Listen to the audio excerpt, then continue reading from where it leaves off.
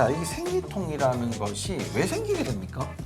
생리를 하기 전후 과정에 느끼는 게 이제 생리통이죠. 네. 임신 준비하는 과정에서 이제 자궁 내막도 이렇게 증식이 되지 않습니까? 두꺼워지죠. 근데 우리가 이제 수정이 이루어지지 않으면 이 자궁 내막이 이제 붕괴되면서 그런 것들을 이제 배출해내야 되는 거죠. 안녕하십니까. 아프지 마셔의 닥터 존스 김준영입니다. 안녕하십니까. 아프지 마시의 닥터 존스 조준호입니다.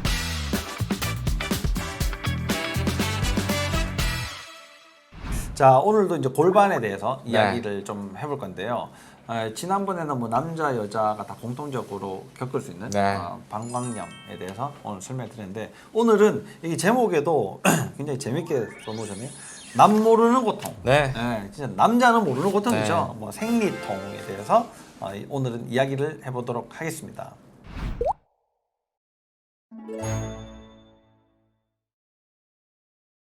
자, 생리통. 많은 여성분들이 겪고 있어요. 진짜로. 네. 진짜 많은 네. 분들이 생리통을 가지고 있는데, 뭐 그 정도 다 있는 거 아니에요?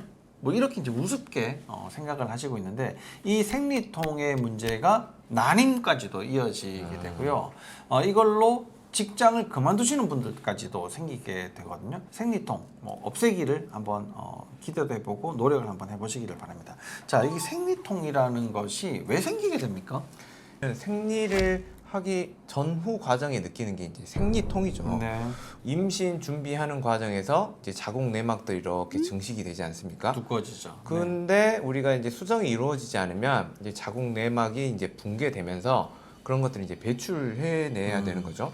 근데 배출을 이제 자궁 경부라는 굉장히 좁은 구멍을 통해서 배출을 내야 되기 때문에 굉장히 짜주는 힘이 필요하거든요. 네. 그래서 그 자궁 근육을 짜내는 과정에서 생기는 통증이 이제 생리통인데, 그 과정을 조금 더 깊게 들여다보면 근육이 수축하다 보니까 근육으로는 혈관이 들어가거든요. 그렇죠. 근데 그 혈관까지 눌려버리는 거죠.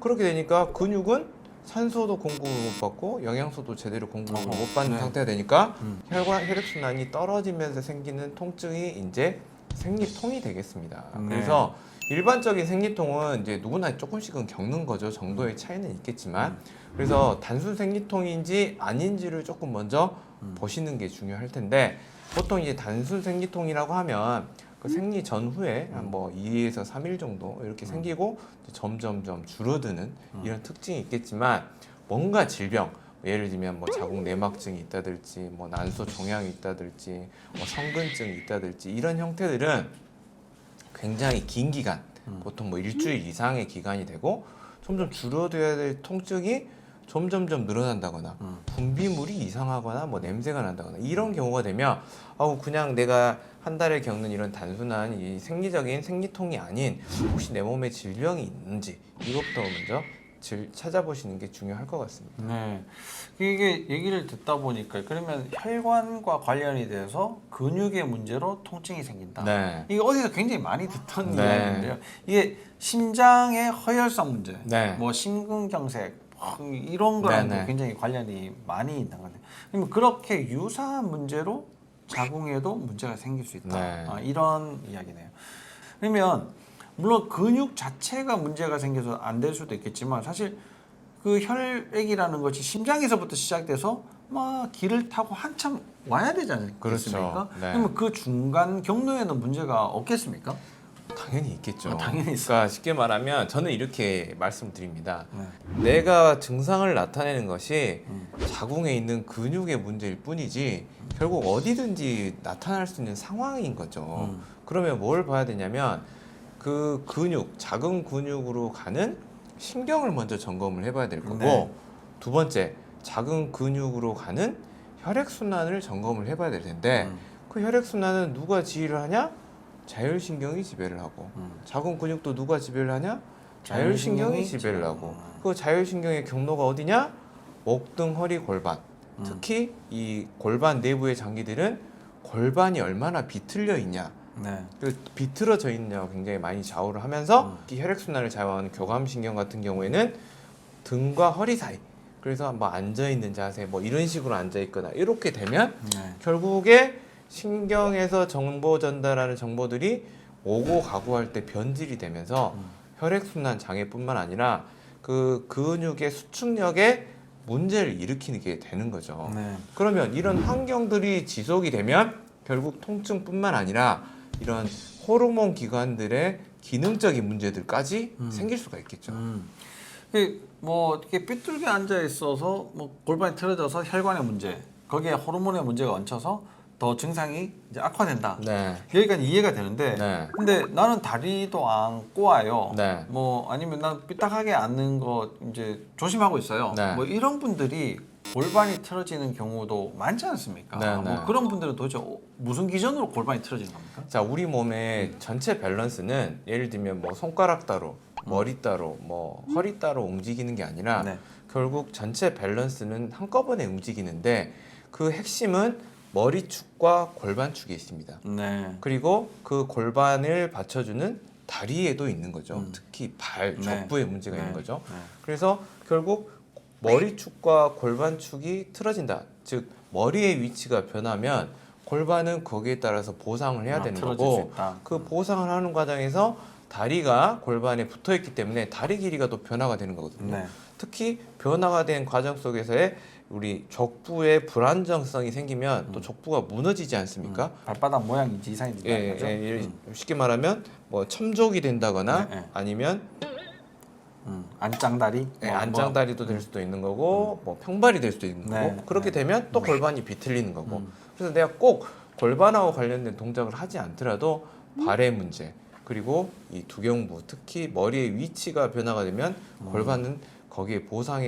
되기 때문에 비틀어질 수밖에 없는 거죠.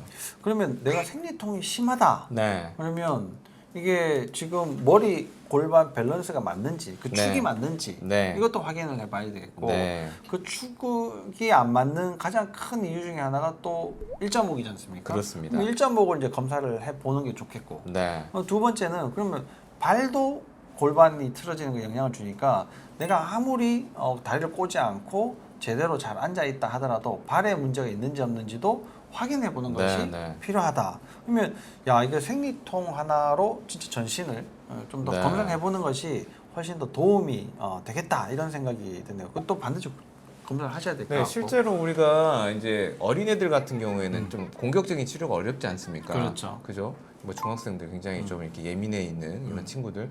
근데 그런 분들한테도 보면은 족부, 그러니까 발의 균형이 안 맞는 경우도 굉장히 많거든요. 네. 그래서 족부 보조기만 끼워줘도 실은 배꼽 밑이 안정화돼요. 네. 예를 들면 뭐 변도 좀 많이 좋아지고 생리와 관련된 어떤 불순, 통증 이런 것도 많이 안정화되는 거를 볼 수가 있어요. 네, 네.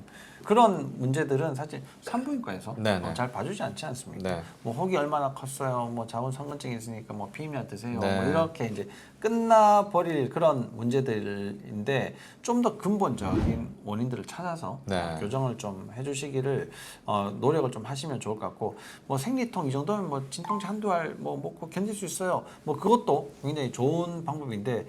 뭐 이게 일상을 하지 못하겠어요. 그렇죠. 뭐 생리통이 있는데 자궁선근증, 자궁근종에 뭐 다른 문제들도 있어요.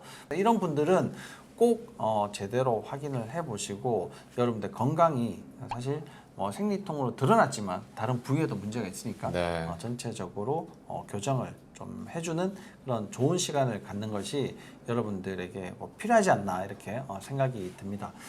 이 힐링 알고리즘의 내용이 너무나 이제 방대한데 사실 여기에 없는 내용들도 굉장히 많지 않습니까? 그렇습니다. 뭐 원장님도 이렇게 뭐 열심히 하셨지만 뭐 없는 이런 내용들도 뭐 2편을 한번 기대해 봐도 될 정도로 아주 좋은 내용이었던 것 같습니다.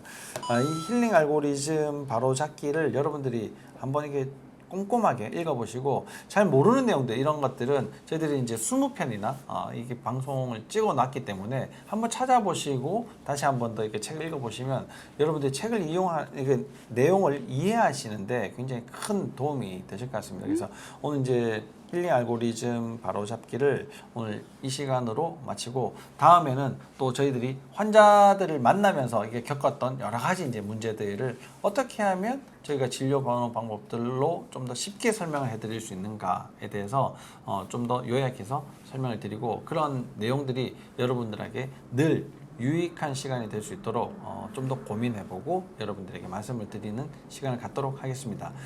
오늘도 여러분들이 시청해 주셔서 감사드리고 이 대장의 힐링 알고리즘 바로잡기 이게 쭉 내용을 들으신다고 굉장히 고생을 많이 하셨습니다. 다음에 이 시간에도 여러분들 다시 한번 더 찾아뵙기를 바랍니다. 감사합니다. 감사합니다.